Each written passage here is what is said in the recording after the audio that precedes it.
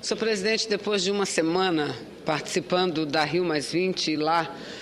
organizando uma série de reuniões, entre as quais uma importante reunião que fizemos da Comissão Mista de Mudanças Climáticas, em conjunto com a Comissão de Relações Exteriores dessa Casa e outros, e de tantos assuntos, tantos fatos ocorridos nas últimas semanas que me levariam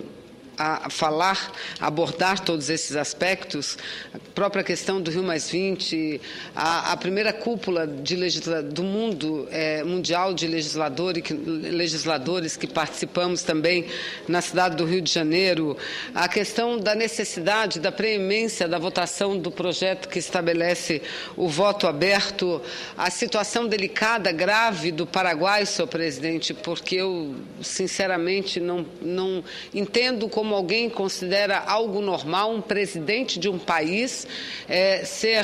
ter um processo aberto, ser processado e ser cassado do mandato em 30 horas, senhor presidente, como alguém pode achar isso algo normal. Mas, apesar de todos esses assuntos importantes, e voltarei a este plenário, a essa tribuna, para falar sobre cada um ainda essa semana, senhor presidente, hoje quero dizer que dedico esse meu período para falar a respeito da greve das universidades, das instituições públicas de ensino superior desse país. O senador Cristóvão, primeiro orador da sessão de hoje, abordou o assunto e eu considero também da mais extrema importância que falemos, e não apenas falemos, mas que possa o Parlamento brasileiro, os parlamentares, a frente parlamentar em defesa da universidade pública gratuita em nosso país, possa contribuir, colaborar para a busca de uma negociação e o fim desse impasse que vem sendo criado com a paralisação não apenas dos professores, mas dos técnicos administrativos e de muitas universidades, dos próprios alunos, dos próprios estudantes, senhor presidente. É uma paralisação que já dura, nós estamos hoje no 39º dia dessa paralisação dos servidores, professores das universidades federais, das instituições públicas de nível superior do Brasil, que declararam greve com o objetivo de pressionar ao retorno das negociações em torno de uma série de reivindicações que apresentam, todas elas direcionadas a melhores condições de trabalho, a maiores investimentos na educação e também a melhoria da sua condição salarial com o estabelecimento de um plano de carreira, senhor presidente. O movimento começou no dia 17 de maio e, segundo o Sindicato Nacional dos Professores, ANDES, atualmente estão paralisados em torno de 54 instituições federais de ensino superior, sendo 49 universidades, ou seja, quase 90% do total das universidades federais brasileiras, e 5 institutos ou centros federais de educação tecnológica que também estão parcialmente ou totalmente paralisados. Os estudantes de pelo menos 19 universidades também declararam estado de greve, e isso com o mesmo objetivo de reforçar a reivindicação dos técnicos administrativos e do corpo docente no sentido de melhorar as condições do ensino superior em nosso país. Segundo a ANDES, a greve hoje afeta mais de 1 milhão de estudantes, 1 milhão de alunos no Brasil inteiro. E entre esses estudantes, aproximadamente 28 mil estão na maior universidade pública da região norte, que é a Universidade Federal do Amazonas, instituição pela qual eu tenho o maior respeito, o maior carinho e gratidão, senhor presidente. Já tive a oportunidade de declarar isso dessa tribuna, porque não foi lá apenas que eu estudei, que eu me formei, mas foi lá que eu iniciei efetivamente a minha militância estudantil, minha militância política, primeiro como dirigente do centro acadêmico do curso de farmácia e depois como presidente do Diretório Central dos estudantes. Ontem, pela manhã, eu estive na Universidade Federal do Amazonas e participei de 2 reuniões. Uma delas com os integrantes da Associação dos Docentes, a DUA, e a outra delas com o Sindicato dos Servidores Técnicos, também da mesma universidade. E eu lá fiquei muito feliz, porque além dos professores, dos técnicos, estavam alunos, representando as entidades estudantis da universidade e em âmbito estadual, participando ativamente do movimento. E nesse momento eu quero destacar que uma forte luta da comunidade estudantil, acadêmica de nosso país é a luta pela aplicação de, no mínimo, 10% do PIB, ou seja, do Produto Interno Bruto, na educação. Atualmente, o Brasil disponibiliza e aplica na educação somente 3,18% do orçamento nacional, enquanto que a Unesco, que é a Organização das Nações Unidas para a Educação, Ciência e Cultura, recomenda que, no mínimo, cada nação destine 6% do seu produto interno bruto, ou seja, de sua riqueza,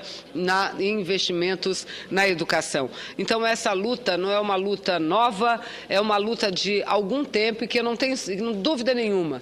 Cedo ou tarde, senhor presidente, ela vingará, porque o Brasil necessita efetivamente, para que possa vislumbrar ser um país desenvolvido e um país que promove justiça social, tem sem dúvida nenhuma que investir fortemente na educação. Os docentes federais, senhor presidente, os professores pleiteiam, entre as suas reivindicações, talvez a mais forte delas é pela carreira única, com a incorporação de gratificações em 13 níveis remuneratórios. Reivindico ainda a variação de 5% entre os níveis a partir do piso para o regime de 20 horas, correspondente ao salário mínimo do DIEESE, e percentuais de acréscimo relativos à titulação e ao regime de trabalho, carreira única, paridade e integralidade para aposentados, além da incorporação de todas as gratificações e garantia dos direitos conquistados anteriormente. Segundo o movimento, alguns professores, senhor presidente, chegam a ganhar hoje, como salário base, em torno de R$ 557, ao qual são somados as gratificações. Eu não apenas entendo como justas essas reivindicações, senhor presidente, mas também me solidarizo com a causa, porque considero uma discrepância que o Brasil, sendo o 13º país no ranking mundial da produção científica e tecnológica, o que atesta o nosso imenso potencial e o imenso potencial de nossas universidades públicas e, ao mesmo tempo, os profissionais da área de educação estejam hoje entre as categorias com os mais baixos salários na esfera do serviço público federal. Portanto, eu quero aqui, dessa tribuna, fazer um apelo não apenas ao ministro da Educação, Aloysio Mercadante, mas um apelo também à ministra Miriam Belchior, do Ministério do Planejamento, Orçamento e Gestão, para que dê sequência a essas negociações. Ano passado, no mês de agosto, salvo engano, os professores iniciaram também um movimento de paralisação. Imediatamente chegaram a um acordo na mesa de negociação em relação ao reajuste, que não era aquilo que eles reivindicavam, mas acordaram de que o reajuste possível seria o que foi concedido, um pouco mais de 4%, enquanto a reivindicação, salvo engano, era de 9%, e passaram para a mesa de negociação a definição de um novo plano de carreira, cargos e salários. E de lá para cá, ou seja, quase um ano, as negociações vêm caminhando num ritmo muito lento. Segundo a informação que obtive ontem, havia uma reunião marcada para o dia 19 último e que foi transferida por conta da realização da Rio+20 e da mobilização de todo o governo. Mas fica aqui meu apelo. Muitas dessas reivindicações, o governo, que os trabalhadores das universidades federais, os professores, estão apresentando, já foram assumidas presidente Davim, assumidas e compromissadas pelo próprio Ministério da Educação. Portanto, falta muito pouco para que haja um avanço efetivo e a gente possa, enfim, comemorar a saída da greve, porque uma greve ninguém suporta, ninguém gosta de greve, muito menos aqueles que fazem. Eu sei porque durante muitos anos da minha vida fui obrigada a participar de inúmeros movimentos paredistas. E esse talvez seja o pior momento para as categorias profissionais de trabalhadores e trabalhadoras. Então, mais do que ninguém, professores, técnicos administrativos querem, por fim, concluir esse movimento paredista, acabar com a greve, mas é preciso que haja efetivamente uma negociação. E aqui, senhor presidente, eu quero destacar os avanços desse governo, que vem desde o período do presidente Lula em relação à educação. Foram construídas 14 novas universidades federais no Brasil, centenas de extensões universitárias e mais de 215 novas escolas técnicas federais. Somente no ano passado, a presidenta Dilma, dando prosseguimento a essa política, lançou o Plano de Expansão da Rede Federal de Educação Superior e Profissional e Tecnológica. Com isso, estão sendo construídas atualmente 4 novas universidades federais, 47 novos camping universitários e 208 novos IFETs, ou seja, Instituto Federal de Ensino Superior. Não há dúvida, nenhuma dúvida, em relação ao compromisso do governo federal com o fortalecimento da educação pública. Entretanto, precisamos entender que esse fortalecimento só será completo se os profissionais forem bem remunerados e valorizados, senhor presidente. O que eu ouvi ontem dos técnicos administrativos, dos professores, é algo que nos faz priorizar essa luta e ajudá-los na busca da negociação. Comunico, para concluir, se Vossa Excelência assim me permite, comunico que encaminhei à Comissão de Educação, no dia de hoje, um requerimento solicitando, e vou conversar com o presidente da comissão, senador Requião, para que possamos realizar com a mais brevidade possível